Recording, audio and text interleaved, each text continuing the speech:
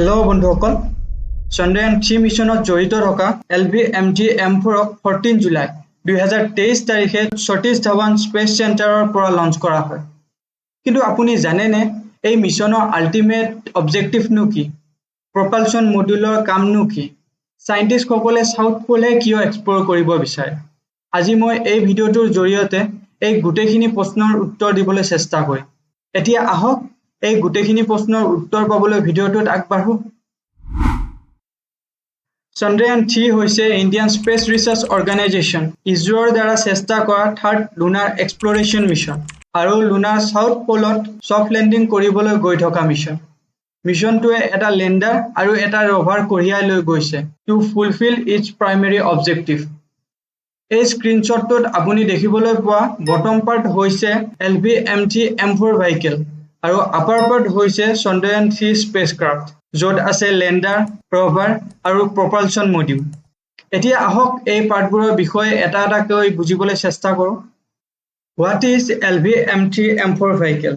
LVMT-M4 vehicle is the operational heavy lift launch vehicle, যিয়ে প্ৰায় 4000 KG পৰ্যন্ত ওজনৰ কমিউনিকেশ্যন ছেটেলাইট আৰু লো আৰ্থ অৰ্বিটত প্ৰায় 8000 কেজি পৰ্যন্ত ওজনৰ পেলোড কেৰি কৰা কেপেবিলিটি ৰাখে। ইয়াৰ কাম হৈছে এটা পাৰ্টিকুলাৰ ছেটেলাইটক আৰ্থ ছাৰ্ফেচৰ পৰা জিঅ'চিংক্ৰনাছ ট্ৰান্সফাৰ অৰ্বিটলৈকে লিফ্ট কৰোৱা। ইয়াতে আপুনি জিঅ'চিংক্ৰনাছ অৰ্বিটৰ লগত কনফিউজ নহ'ব।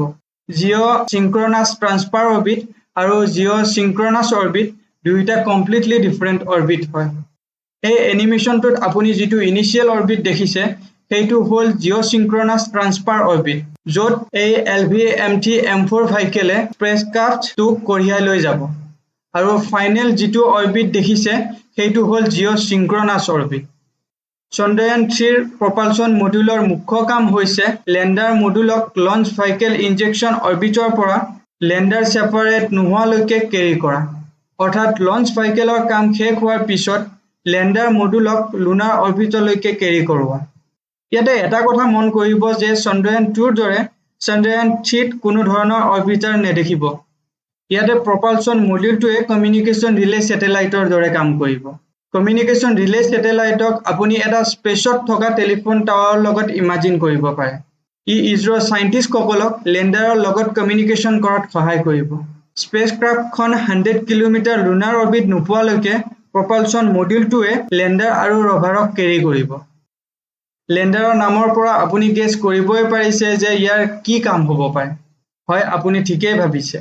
ইয়াৰ কাম হৈছে ৰভাৰক ছাকচেছফুলি মুন ছাৰ্ফেচত লেণ্ড কৰোৱা। আৰু অৱশেষত ৰভাৰৰ কাম হৈছে মুন ছাৰ্ফেচত চাইণ্টিফিক এক্সপেৰিমেণ্টবোৰ ফুলফিল কৰোৱা। চন্দ্ৰয়ান 3 ৰভাৰখনৰ নাম হৈছে প্ৰজ্ঞান, যিটো নাম আপুনি হয়তো চন্দ্ৰয়ান 2টো শুনিবলৈ পাইছে। ইয়াৰ ৱেট 26 কেজি আৰু ৰেঞ্জ 500 মিটাৰ। এতিয়া আহিছোঁ what are the objective of Chandrayaan 3 mission. প্ৰথমটো হৈছে মুন ছাৰ্ফেচত লেণ্ডাৰক ছেফ, ছফ্ট আৰু পাৰফেক্ট লেণ্ডিং কৰোৱা। দ্বিতীয়তে শ্ব'ইং and proving the rover's ability to stay and move around on the moon, অৰ্থাৎ ৰভাৰৰ কেপেবিলিটিৰ বিষয়ে জনসাধাৰণক অৱগত কৰোৱা। তৃতীয়তে মুন ছাৰ্ফেচত অন-ছাইট পৰ্যবেক্ষণ আৰু পৰীক্ষা নিৰীক্ষা কৰা, যাৰ ভিতৰত আছে ইয়াৰ কেমিকেল আৰু নেচাৰেল ৰিচোৰ্চেছ যেনে মাটি, পানী, লগতে চন্দ্ৰৰ গঠনৰ বিষয়ে আণ্ডাৰষ্টেণ্ডিং বৃদ্ধি কৰা। এতিয়া আহিছোঁ চাইণ্টিষ্টসকলে লুনাৰ সাউথ পোলহে কিয় এক্সপ্ল'ৰ কৰিব বিচাৰে। The main reason is water and precious element. তেওঁলোকে প্ৰেডিক্ট কৰিছে চন্দ্ৰৰ সাউথ পোলত পানী পোৱাৰ সম্ভাৱনা আছে। যদিহে এইটো সঁচা হয় তেনেহ'লে ভাৰতকে ধৰি গোটেই পৃথিৱীৰ কাৰণে এইটো এটা হিউজ ছাকচেছ হ'ব। চন্দ্ৰয়ান 3ৰ এচিভমেণ্ট ভাৰতবৰ্ষৰ বাবে এক গুৰুত্বপূৰ্ণ সাফল্য আৰু it is a sign of our growing technological revolution.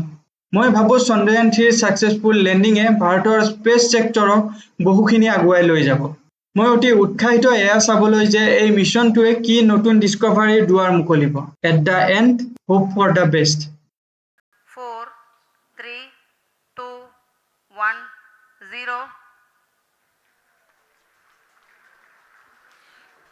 Plus 5 seconds. Lift off normal. Here tracking. we have a majestic liftoff of LVM-3 M4 rocket carrying India's prestigious Chandrayaan 3 spacecraft. P2 tracking. प्रज्वलन और सफलतापूर्ण उत्थापन LVM-3 M4 rocket का।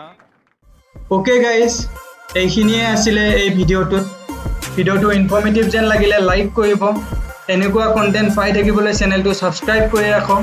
আকৌ লগ পাম মহিন এটা ভিডিঅ'ত, তেতিয়ালৈকে বাই, জয় হিন্দ, জয় আই অসম।